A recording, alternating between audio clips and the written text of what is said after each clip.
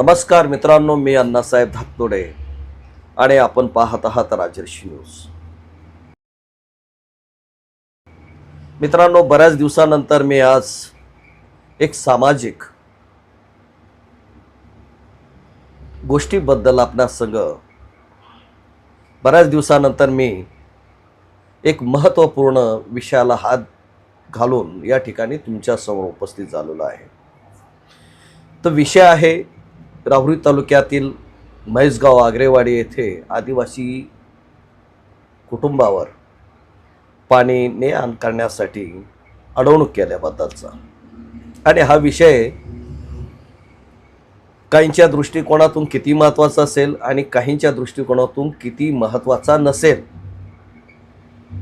म्हणून मी थोडीशी चर्चा आपणा संग करायची ठरवली आहे. आज आम्ही ज्यावेळेस चर्चा करतो की देशाला स्वातंत्र्य मिळून जवळजवळ 75 वर्ष उलटून गेलीत. बंधूंना बरोबर आहे ना? देशाला स्वातंत्र्य मिळून जवळजवळ 75 वर्षे ओलांडून गेली आणि आपण त्या अमृत महोत्सवाचा स्वाद टीव्ही मीडियाच्या माध्यमातून घेतला असेल किंवा राजकीय किंवा सामाजिक चर्चासत्रामधून सुद्धा देखील आपणास ती माहिती मिळालीच असेल. परंतु पाण्याचा संघर्ष हा आजचा नाही आहे. पाण्याचा संघर्ष हा हजारो वर्षापासूनचा आहे. परंतु मायबाप इंग्रज आपल्या देशात आले आणि देशात आल्यानंतर त्यांनी शिक्षणाचा जो काय आहे प्रचार प्रसार तो आपल्या देशात त्यांनी चालू केला. कशासाठी चालू केला, कशासाठी नाही या विस्तृत गोष्टीमध्ये जाणार नाही, पण मोजक्या शब्दात सांगेल. इंग्रजांनी त्यांच्या मतलाबासाठी त्यांना भारतातीलच कामगार लोक हवे होते, सैन्यामध्ये सैनिक हवं होतं. त्यासाठी त्यांनी येथील नोकर भरती केली. आणि नोकर भरती करण्यापूर्वी त्यांना सगळ्यात महत्वाची गोष्ट अडचण ही आली, कारण इंग्रज लोक हे इंग्रजी भाषिक होते आणि आमचे महाराष्ट्रीयन असो किंवा भारतीय ते विविध भाषांनी नटलेले होते. जवळजवळ आपल्या देशात 70-80 भाषा बोलल्या जातात वेगवेगळ्या पद्धतीनं. अधिकृत नोंदी ज्या काही आहेत तो भाग वेगळा, परंतु आपल्या देशाच्या जवळजवळ जी 36-38 काही जी राज्य बनलेली आहेत ती भाषिक प्रांतिक भाषावारानुसार बनलेली आहेत. त्याच्यातही भाषामध्ये अनेक भाषा आहेत, परंतु त्या भाषांचा उपयोग सहसा आपण व्यावहारिक दृष्टिकोनातून त्यास करत नाहीत. परंतु ज्या काही भाषाचा उपयोग आपण करतो त्या भाषेमधून इंग्रजांना समजून घेणं किंवा समजून देणं अशक्य झालं. म्हणून त्यांनी आपल्या देशामध्ये इंग्रजी आणली आणि इंग्रजीच्या माध्यमातून त्यांनी ज्यावेळेस आपल्या देशातील लोकांना शिकवलं सवरलं तर त्यावेळेस त्यांना वेगवेगळ्या खात्यामध्ये नोकरी द्यायला सुरुवात केली. अशाच काळात महात्मा फुले सुद्धा होऊन गेले. त्यावेळेस सुद्धा दुष्काळ पडला होता. अस्पृश्यांना आदिवासींना पाणी कोणी देत नव्हतं. अशा काळामध्ये सुद्धा महात्मा फुल्यांनी पाण्याचा हौद खोलून सर्वांसाठी खुला केला. हे महात्मा फुल्यांचं शिक्षणामुळे आलेलं मोठेपण होतं. त्यानंतर राजर्षी शाहू महाराज त्यांनी अगदी सर्व जाती धर्मामध्ये रोटीबेटी व्यवहार व्हावेत म्हणून शिक्षणाला प्रोत्साहन दिलं. जर दलित आदिवासींचा मुलगा शिक्षणासाठी जर गेला नाही तर 1 रुपया दंड आकारण्याची सक्ती सुद्धा त्यांनी केली. आणि ही समस्या सोडवण्यासाठी राधानगरी हे धरण सुद्धा त्यांनी तेथे पाणी म्हणूनच तिथं बनवलं. आणि आपल्यातली जातीयता संपवावी म्हणून तेथील एक महार कुटुंबियाला कांबळे नावाचं जे कुटुंब होतं त्यांना हॉटेल सुद्धा टाकून दिलं. शाहू महाराज जातीयता संपवावी म्हणून त्या हॉटेलवर राजेशाही डामडौलामध्ये त्या ठिकाणी रथातून उतरायचे आणि चहा घ्यायचे की जेणेकरून या देशातली जातपात हा सगळ्यात मोठा लागलेला ह्या देशाला कलंक आहे, रोग आहे, तो संपवण्यासाठी यांनी कृतीमधून त्या ॲक्शन केल्या होत्या. आणि ह्या गोष्टी कृतीमधूनच करत करत ह्या महापुरुषांनी आपले मोठेपण आणि समाजासाठी आपण एक आहोत हे दाखवण्यासाठी त्यांनी ज्यावेळेस इतिहासाचा अभ्यास केला ह्या महापुरुषांनी, त्यावेळेस त्यांना समजलं जातीपातीच्या फेऱ्यामुळं आपण किती मोठं अडकलेलो आहोत हे त्यासाठी मी तुम्हाला या ठिकाणी रविदासांचा दोहा सांगू इच्छितो. तुम्ही म्हणता दातोडे साहेब हे काय चाललंय, आदिवासी प्रकार आणि पाणी. होय, त्यासाठी सांगतो. 650 वर्षापूर्वी गुरु रविदासांनी एक दोहा म्हटलेला आहे, जात पात के फेर मही उलझी रही सब लोक, माणूस ताको खात है रविदास जातकारो. म्हणजे जातीपातीच्या फेऱ्यामध्ये अडकल्यामुळं आपण काय झालो, माणुसकीला पारख झालो. मग आता तुम्ही समजून घ्या, तिथून पुढं महात्मा फुले, नंतर शाहू महाराज मध्ये अनेक महापुरुष संत झाले, त्यांचा मी या ठिकाणी उल्लेख करत नाही कारण व्हिडिओ खूप मोठा होऊ शकतो. त्यानंतर डॉक्टर बाबासाहेब आंबेडकरांचा उदय झाला आणि डॉक्टर बाबासाहेब आंबेडकरांनी सुद्धा देखील इंग्रजी माध्यमातून शिक्षण पूर्ण केलं आणि साधं सुद्धा नाही केलं. आजपर्यंत त्यांच्या शिक्षणाची बरोबरी करण्यासाठी या देशातील किंवा जगातील कोणताही विद्यार्थी अजून घडलेला नाही, हे आपण समजून घेतलं पाहिजे. महत्त्वाचा माझा या ठिकाणी बोलण्याचा जो उद्देश आहे की आम्ही बहुजन समाजामध्ये जन्मलेली माणसं, आज ब्राह्मण सुधारला हो, ब्राह्मण जातपात करत नाही, धर्मभेद सुद्धा करत नाहीये. माझ्या माहितीप्रमाणे तुम्हाला सोशल मीडियाच्या माध्यमातून कोण किती भडकवतो हे मला त्याशी काही घेणं देणं नाही, परंतु सत्यता पडताळली पाहिजे. आमच्या गावातील ब्राह्मण कधी आम्हाला जातीयता पाळत नाही. अक्षरशः आमच्या गावातील मराठा समाज सुद्धा जातीयता पाळत नाही, ओबीसी तर पाळतच नाहीत. राहिला विषय दलित आदिवासी हे सुद्धा पाळत नाहीत. मग हा विषय मी एवढा गंभीरतेने का घेतला, कारण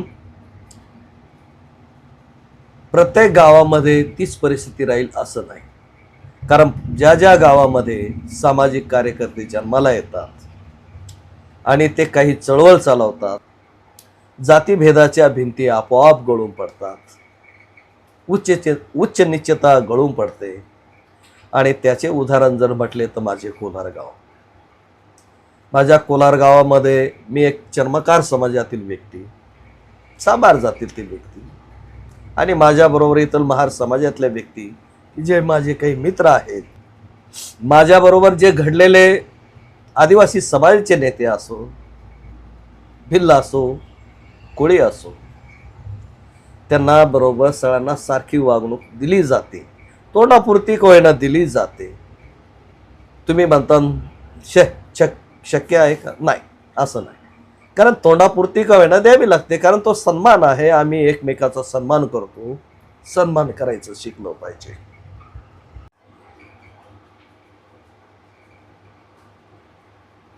तर सर्वात महत्वाची गोष्ट ही आहे, मध्यंतरी मला थोडा खोकल्याचा प्रॉब्लेम शिव राहिलो, व्हिडिओ बनवता येत नाहीये कारण विषय तसा आहे. आणि सगळ्यात महत्त्वाचं दलित आदिवासी समाज आणि इतर मागासवर्गीय समाज, त्याचबरोबर जनरल कॅटेगरीमधील समाज आणि सवर्ण समाज, असे आपण जवळजवळ 4 टप्पे याच्यामध्ये पडतात. आता 4 भाग यामध्ये पडतात म्हटल्यानंतर एक तर आम्हाला इतिहासाचं ज्ञान असलं पाहिजे.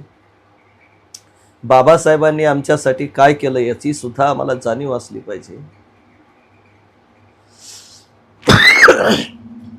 थोडं बोलायला लागलं म्हणजे तकलीफ होते. आणि सगळ्यात महत्त्वाची गोष्ट, बाबासाहेब त्यांच्या परीनं शिकले. किती अनंत अडचणी सामना करत त्यांनी कसं शिक्षण घेतलं त्यांच्या पत्नीचे काय हाल झाले, मुलांचे काय हाल झाले, हे सुद्धा आम्ही टी व्ही मालिकेमधून किंवा चित्रपटामधून पाहिले आहेत. आणि बाबासाहेब चित्रपटा किंवा टीव्ही मालिका पाहून तर काही समजत नाही जेवढे समजायला पाहिजे तेवढे. कारण बाबासाहेब समजून घेणं म्हणजे संपूर्ण आयुष्य घालावं लागेल. बाबासाहेब समजून घ्यायचं म्हटलं तर संपूर्ण आयुष्य द्यावं लागतं. मग बाबासाहेबांनी त्यांच्या परीनं शिक्षण घेतलं. शिक्षण घेऊन त्यांना समज आली आणि आपल्या देशाची समस्या त्यांनी ज्या जाणून घेतली. आणि सगळ्यात महत्त्वाचा लाभ, शिक्षणाचा लाभ इंग्रजांच्या काळामध्ये जर कोणी उचलला असेल तर ते बाबासाहेब आंबेडकर यांनी. बाबासाहेबांचे काही समकालीन नेते आहेत, गांधी आहेत, बॅरिस्टर झाले, मोकळे झाले, त्यांनी काही घेणे देणं नाही. टिळक आहे, ते पण जे काही शिकले घेणं देणं नाही. आता ते सवर्ण समाज होता, त्यांना शिक्षण तर हिंदीमधून, ते मराठीमधून, संस्कृतमधून उपलब्ध होतं. परंतु सगळ्यात खालची जी जमात, खालची जात, ज्याला आपण पायाजवळची किंवा धूळ, ज्यांना कुत्र्या समान वागणूक दिली जाते, अशा समाजाने शिक्षण घेऊन एवढं पुढं यायचं आणि सिम्बॉल ऑफ नॉलेज, ज्ञानाचं प्रतीक बनायचं म्हणजे आजच्या गोष्टीला विचार आणि कल्पना न केलेली बरी. आमच्यासाठी एवढं विस्तृत ज्ञान असून सुद्धा देखील आम्ही घेऊ शकत नाही. खरंच आम्ही अभागे आणि करंटे आहोत असं मी म्हणेन. परंतु जे काही शिक्षण आम्हाला भले कामापुरतं का होईना, सामाजिक सक्षमीकरण करण्यासाठी का होईना, एवढं ज्ञान आम्हाला तर मिळालं आहे. आणि त्या ज्ञानाचा सदुपयोग आपल्या भारतवासियांना, समस्त भारतवासियांना, सर्व समाजाला, बहुजन समाजाला, जातीला, अगदी वेगवेगळ्या धर्माच्या लोकांना सुद्धा मिळावं यासाठी बाबासाहेबांनी आपल्या संविधानाच्या माध्यमातून अथक प्रयत्न करून या देशाला संविधान दिलं. बाबासाहेबांना ठाऊक होतं जातपात काय एवढी सहजासहजी जाणार नाही. जातपात जर घालवायची असेल तर प्रत्येकाच्या मनामध्ये ती इच्छा असावी लागते.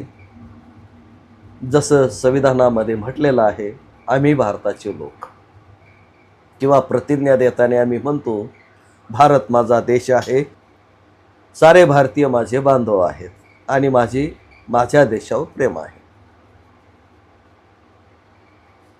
तेव्हा समोरच्या व्यक्तींनी जी शिवीगाळ केली किंवा भांडण केलं, पाणी भांड्यास विरोध केला त्या गावामध्ये, म्हैस गावामध्ये, आग्रेवाडी येथील हा प्रकार आहे. आदिवासी कुटुंबावर तो अन्याय झाल्याची घटना घडलेली आहे. त्याची दखल पोलिसांनी सुद्धा देखील घेतलेली आहे, कंप्लेंट सुद्धा झालेली आहे. परंतु हा व्हिडिओ बनवण्याच्या पाठीमागे उद्देश आहे. मी शासन आणि प्रशासन, गृह मंत्रालय यांना सुद्धा या गोष्टीतून एक सुचवू इच्छितो. कारण बहुतेक अधिकाऱ्यांना असं वाटतं आंबेडकरवादी म्हणजे भरमिष्ठ लोक असतात. ह्या महापुरुषाचा फोटो आपण पाहिला वरती, हे मान्यवर साहेब कांशीरामजी आहे. कांशीरामजींचे गुरु फुले शाहू आंबेडकर, बुद्ध, रविदास, कबीर, नारायण गुरु, पेरियार, संत गुरु, महात्मे, असे त्यांचेवाले गुरु एकालाही पाहिलेलं नाही. विचाराचे गुरु आणि त्याच विचाराने आम्ही घडलेली माणसं. आमचे गुरु, आमच्या गुरूंचे ते गुरु, म्हणून आम्हाला बाबासाहेब समजले. तर मेन आपला जो उद्देश आहे हा व्हिडिओ बनवायच्या पाठीमागचा, तो आहे पिण्याच्या पाण्यावरून आज देखील देशाला स्वातंत्र्य मिळून 75 वर्ष उलटलेली असून सुद्धा देखील ही हाडाहाड होत असेल, हा त्रास होत असेल, हे अपयश कोणाचं आहे? सत्ताधाऱ्यांचं, एक नंबर सत्ताधाऱ्यांचं. कायदे कानून तर केलेले आहेत, त्या कायदे कानूनची अंमलबजावणी वेळच न करणे. कारण असाच प्रकार डौला, वडगाव, बीड येथे आष्टी तालुक्यात पण घडलेला आहे. एका चर्मकार समाजाला जो व्यक्ती रविदासाचार्य, जो फुले शाहू आंबेडकर, रविदास, कबीर यांचे, गुरु नानक देव, सर्व संत यांचं वाङ्मय ज्याच्या घरामध्ये होतं, त्याच ठिकाणी त्याचं सत्संग भवन होता, छोटे खानिक व्हायला गुरुग्रंथ होते. तो तर संत विचाराचा माणूस, त्याचं घर व तिथल्या जातीवादीने जाळलं. हा काय प्रकार आहे? अवघड घटना आहे ना. ह्या घटना जे कोणी घडवतंय, खतपाणी घालतंय, त्यांचा बंदोबस्त करण्याची गरज आहे. अन्याय बाबासाहेबांनी सगळ्यांना एक सांगितलेलं आहे, तुम्ही असो या आम्ही असो, एकच गोष्ट सांगितली, अन्याय करणारापेक्षा अन्याय सहन करणारा सगळ्यात दोषी असतो. मग आम्ही आमचे लढे कसे लढावेत, हाय आमच्या पुढे प्रश्न होतो. तर मी हा विषय घेत होतो या पाण्याच्याच दृष्टिकोनातून. जी म्हैस गावामध्ये आग्रेवाडी इथं जी घडलेली घटना आहे, त्या घटनेमधून एकच गोष्ट माझ्या समोर आली. आजही 100 वर्षांनंतर सुद्धा देखील पाण्यासाठी आमच्या दलित आदिवासींची हाडाहाड आहे. आणि ती हाडाहाड मिटवण्यासाठी प्रत्येक गावामध्ये आता त्यांच्यासाठी स्वतंत्र व्यवस्था केल्या गेल्या पाहिजेत. कारण महाडचा सत्याग्रह जो बाबासाहेबांनी, ज्याला चवदार तळ म्हटलं जातं, 20 मार्च 1927 साली केला होता. 100 वर्ष झालीच ना. आज 2026 आहे मित्रांनो, ध्यानात राहू द्या तुमच्यावाल्या. अरे आमच्या किती 5-6 पिढ्या गेल्या, खतम झाल्या, तरी आमच्या डोक्यातून जात नाही. अरे तुमच्या ह्या मूर्खपणामुळं आपल्या जातीमध्ये आपल्या ह्या मुलांना मुली सुद्धा भेटत नाही. अवघड परिस्थिती आहे. मुली मिळत नाही लग्नाला, अशी भयान परिस्थिती आहे. अंधश्रद्धेचे बळी गेलेले लोक, ते नाशिकचं प्रकरण, अशोक खरात पाय धुतात काय आणि काय कशाची पूजा करतात, कोण कशाची शुद्ध करते, तुम्ही पहा. इतकं भंगार विचारधारा जोपासली आपल्या समाजाच्या लोकांना, की ज्या विचारधारेला लोक तुच्छ म्हणतात त्याला तुम्ही शुद्ध म्हणतात. भयान परिस्थिती आहे. अरे अजून वेळ गेलेली नाही, सुधरा बाबांनो. रविदासांचा दोहा मी यासाठी सांगतो, जात पात के फेर मही उलझी रही सब लोक. जातीपातीच्या फेऱ्यामध्ये सगळे लोक उलझलेले आहेत, फार जाम झालेले आहेत. आता आमच्या गावातच प्रत्येक समाजाच्या व्यक्तीने वेगवेगळ्या जातीतल्या पोरी करून आणलेल्या आहे.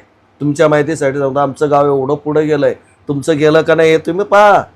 एक गाव आपलं नेवस्या तालुक्यात सारोळे, त्या ठिकाणी तर जातपातच मानायची नाही असा त्यांनी ठराव घेऊन टाकलेला आहे. हा देशामधला एक मोठा आदर्श त्यांनी घेतला.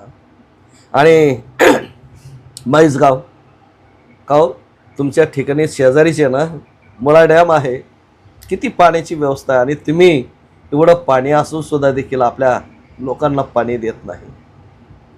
अरे रोज समाज सुधारकांनी तुमच्यासाठी जन्म घ्यावा का? जो देव पाणी पित नाही, स्वतःच्या हाताने आंघोळ करीत नाही, कपडे लते घालत नाही, त्यासाठी तुम्ही हंडाने टिपाड पाणी वापरता त्यांच्यासाठी, आणि जिवंत माणसासाठी तुम्ही पाणी देत नाही. अरे आपल्या इथे तर गाडगेबाबांचे आश्रम राहिलेले. गाडगेबाबांनी आपल्या डोक्यातली अंधश्रद्धा चावी फणून आपलं आयुष्य पणाला लावलं, आणि स्वतःच गरीब राहून कोणताही उपभोग न घेता अंगावर चिंतकं घालून तुमच्या कल्याणासाठी, सर्वांच्या कल्याणासाठी त्यांनी अहोरात्र झिजले, पण कधी मोठ्यापणा केला नाही. असे गाडगे बाबा, आम्ही त्यांचे वारसदार आहोत, त्या विचाराचे वारसदार आहोत. अशी विचाराचे वारसदार लाभलेल्या माणसांना आम्ही अशा पद्धतीनं जर वागत असेल तर ही साहजिकच. मी पुढील व्हिडिओमध्ये तुम्हाला ते दृश्य दिसेलच, या व्हिडिओ चालू माहिती तुम्हाला दृश्य दिसेलच. तर ह्या राहुरी म्हैसगावात आग्रेवाडी येथे आदिवासी कुटुंबावर जो झालेला अन्याय आहे त्याला न्याय तर जरूर मिळालाच पाहिजे. यासाठी आज ना उद्या समाज रस्त्यावर येणारच आहे. कारण न्याय व्यवस्था ज्या देशामध्ये आहे तिथं न्याय झाला पाहिजे. पोलिसांनी हलगर्जीपणा बिलकुल करता कामा नये. त्यांनी त्यांचं आता कर्तव्य बजावलं पाहिजे. आणि आपल्या जिल्ह्याचे पोलीस अधीक्षक जे आहेत सोमनाथ घारगे साहेब, परत सोमनाथ वागचौरे साहेब, मोठमोठे पोलीस अधिकारी आपले इथं आहेत. रावरी तालुक्याचे ठेंगे साहेब पी आहेत, ठेंगे साहेब, त्यांनी 100-150 मुली आता शोधून आणलेल्या आहेत. जर त्या ठिकाणी ते अन्याय मिटवू शकतात तर गावामध्ये होणारा सुद्धा अन्याय त्यांनी मिटवला पाहिजे. हे काम त्यांचं वाला आहे, पार पाडलं पाहिजे. आपल्या तालुक्यामध्ये कुठे काय काय धंदे होतात हे त्यांना चांगलं माहीत आहे. आणि त्या धंद्यावर सुद्धा देखील की ज्या धंद्यामुळे नागरिक त्रस्त होतील असे धंदे बंद केले पाहिजे. कोणाचे संसार उघड्यावर येणार नाही, जातीमध्ये तेढ होणार नाही असे धंदे बंद करायचे. बाकीचे तुमची मर्जी आहे. बंदूक तुमच्याकडे आहे, आमच्याकडे नाही. काठी तुमच्याकडे कानून चालवायची आमच्याकडे नाही. आमच्याकडे फक्त तोंड आहे प्रेसच्या माध्यमातून आणि आम्ही एवढं बोलणार.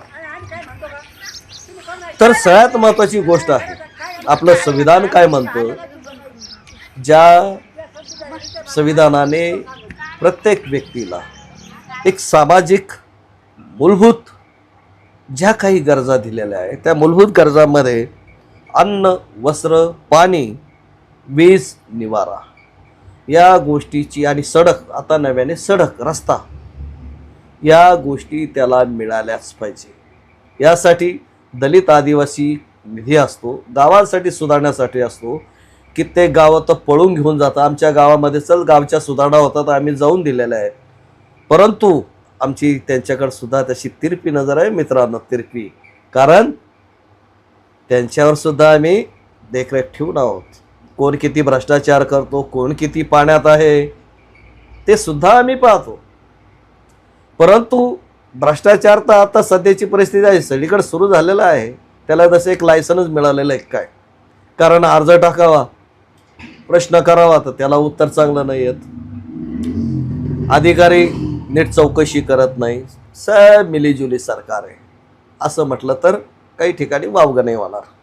आणि आमचं एवढंच म्हणणं आहे, आम्ही यापूर्वी या नगर मनमाड हायवे या रस्त्याचा ज्या वेळेस लोक रस्त्याने जात येत आणि इतके लोकांचे हाल होत होते, आम्ही याच ऑफिसमध्ये बसून तो व्हिडिओ बनवला आणि स्टेटमेंट दिलं. त्याच्यातून व्हिडिओ बनवून या रस्त्याचं गाऱ्हाणं मांडलं. या रस्त्याने मंत्री संत्री जातात की नाही, मोठमोठे लोक जातात की नाही, शिर्डी देवस्थानला किंवा शिंगणापूरला जातात की नाही. ठीक आहे, तुम्ही कधीतरी वर्षातून एकदा जात असाल.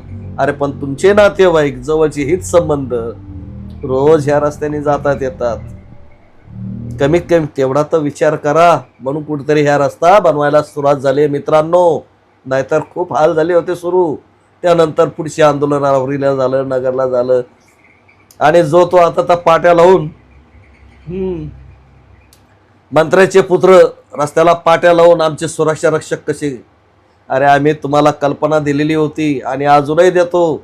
शिर्डी संस्थान आणि तिकडे शिंगणापूर संस्थान ही अशी भली मोठी देवस्थान आहे. प्रत्येक गावामध्ये 10-10 गार्ड ते नेमू शकतात रस्त्यावरच्या. आणि 10-10 गार्ड नेमून रस्त्याचं व्यवस्थापन ते त्यांच्या भक्तांच्या कमाईमधलं जे आहे, भक्तांनी जे दान केलेलं आहे त्याच्यामधून ते करू शकतात. एवढं ते व्यवस्थित करू शकतात. परंतु लक्ष देईल त्यावेळेस ना. तर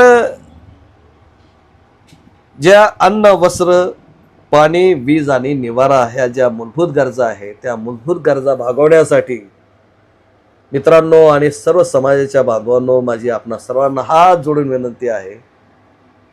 एक मन आहे, एखाद्याच्या पाठीत मारा रे पण पोटावर मारू नका.